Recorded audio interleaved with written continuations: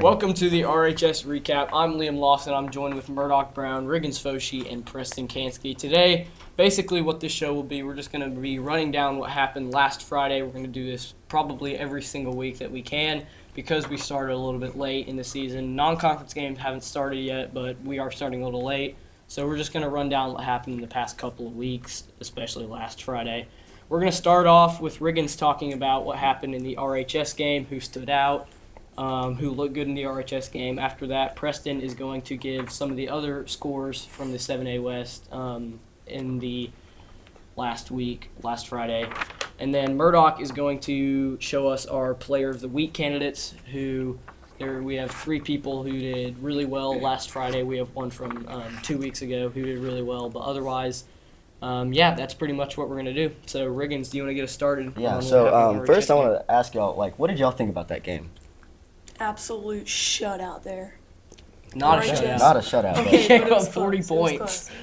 close. But RHS scoring, what was it, 53? 84. Oh, we scored 63 First in the half first then? half. Oh, yeah. That's unbelievable. Complete beatdown. So, RHS just complete domination on the offensive side, but defensive side, they gave up 40 points, which is a little scary, but I think they can improve that for later in the conference games like Fayetteville, Bentonville, and Harbor's looking pretty decent right now.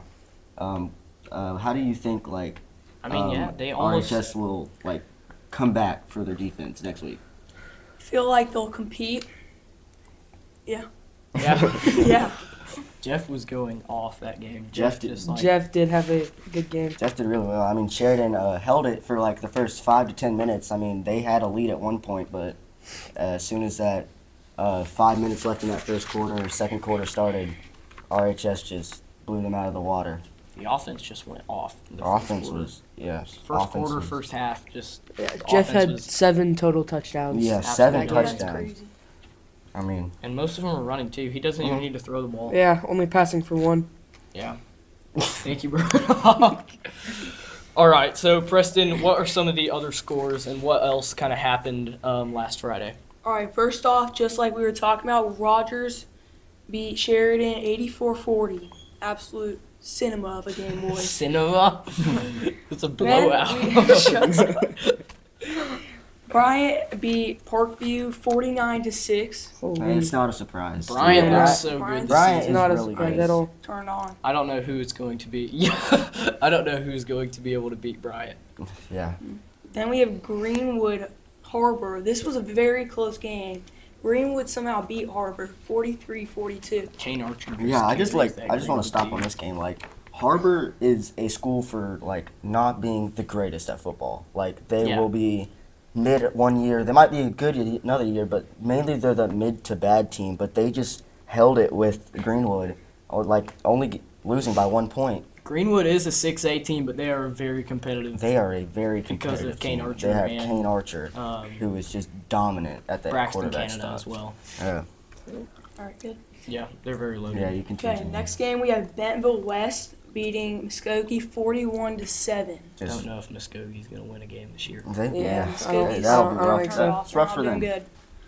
Muskogee has not looked good. I mean, we kind of destroyed them when we played them. Bentonville Yeah. West took care of Yeah. them pretty easily.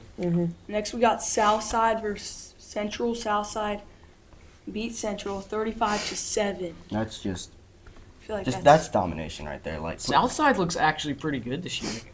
Yeah, I mean, if we look at that game, I think Southside would genuinely look better than RHS right here because they only Absolutely. give up 7, but they only scored 35. But you look at their defense, only giving up 7, it's a whole lot different than RHS winning by 44, but they gave up 40.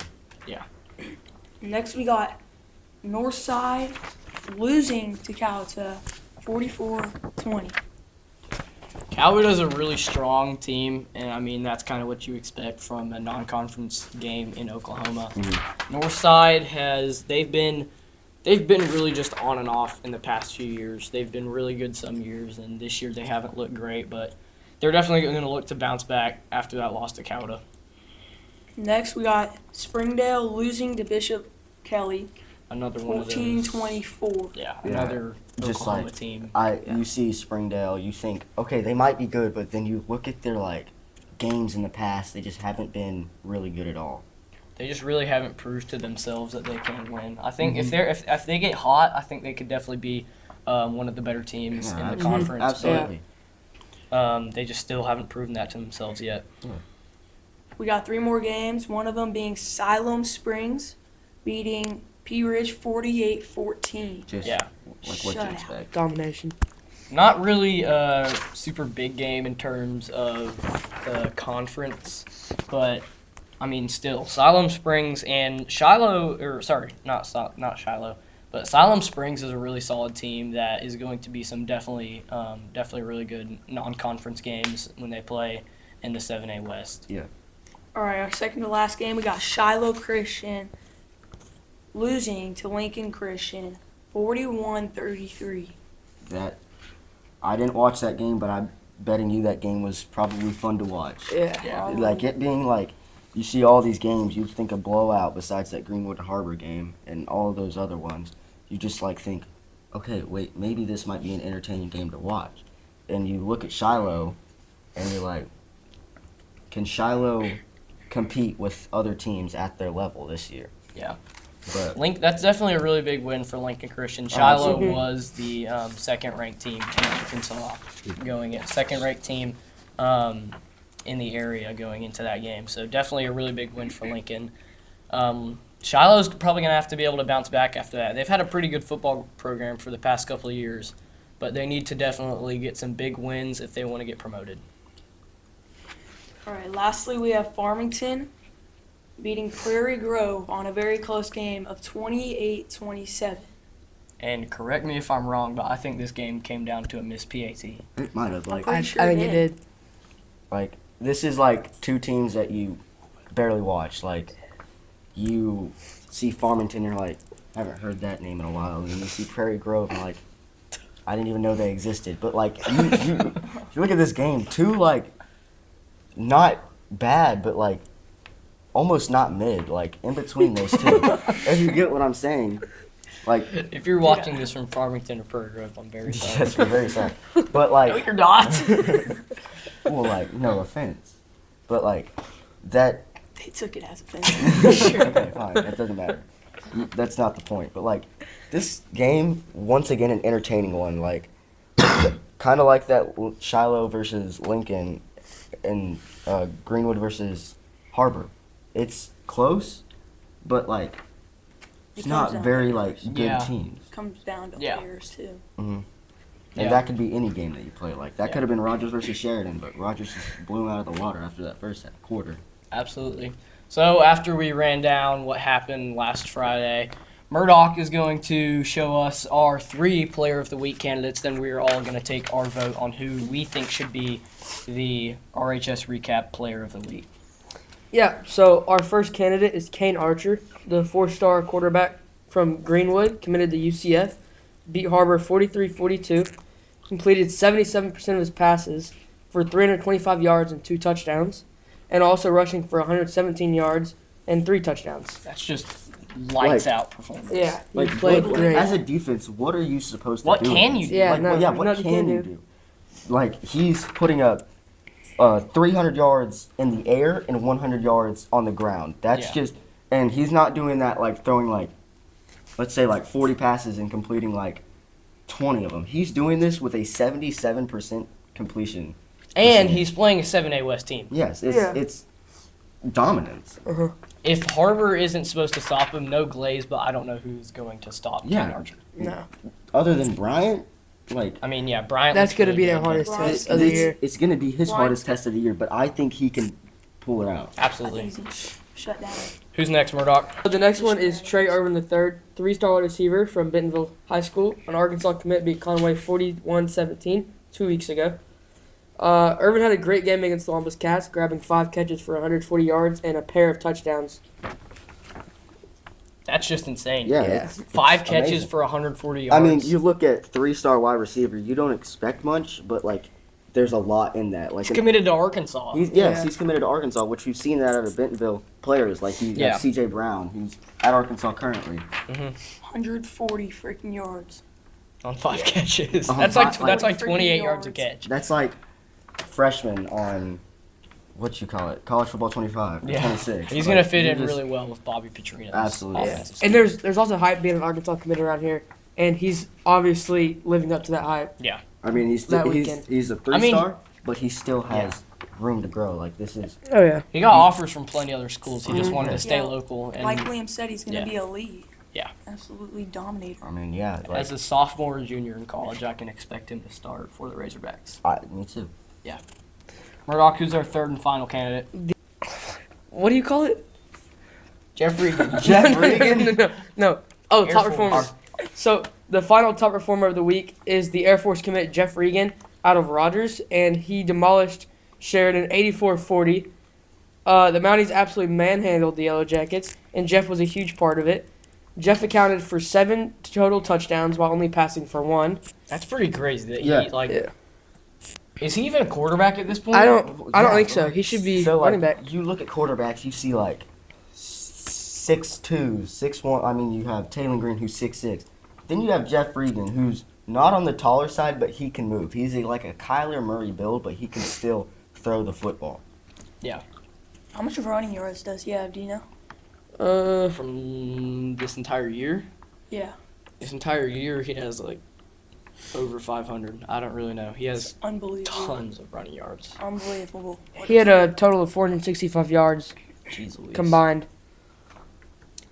That's a I mean- lot. Yeah. I mean, yeah, that's crazy. But I mean, it's crazy for a quarterback to be running for, because I mean, Uh-huh. I know that he only passed for 1 touchdown, but like I was at the game, he really Yeah, no. wasn't throwing the ball that much. Yeah, no. Like- And when he did, it was short completions. Yeah. He really didn't throw the ball deep that much. Yeah. And if like you're someone like watching this, like, and you didn't watch the game, like you might think, is the offensive line that bad? Like he needs to run like every play?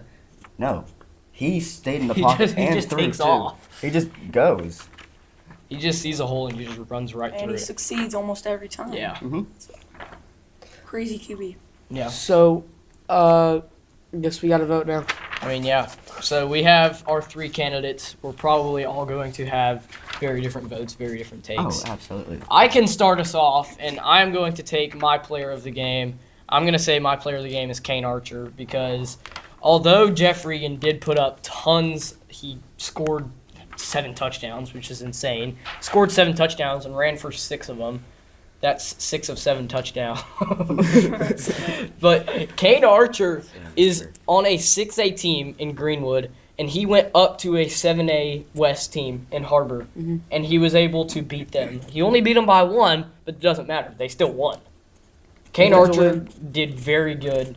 He absolutely popped off, and he was very helpful for the Greenwood win. So I'm taking Kane Archer as my player of the week. Preston, who do you think that you will take yours?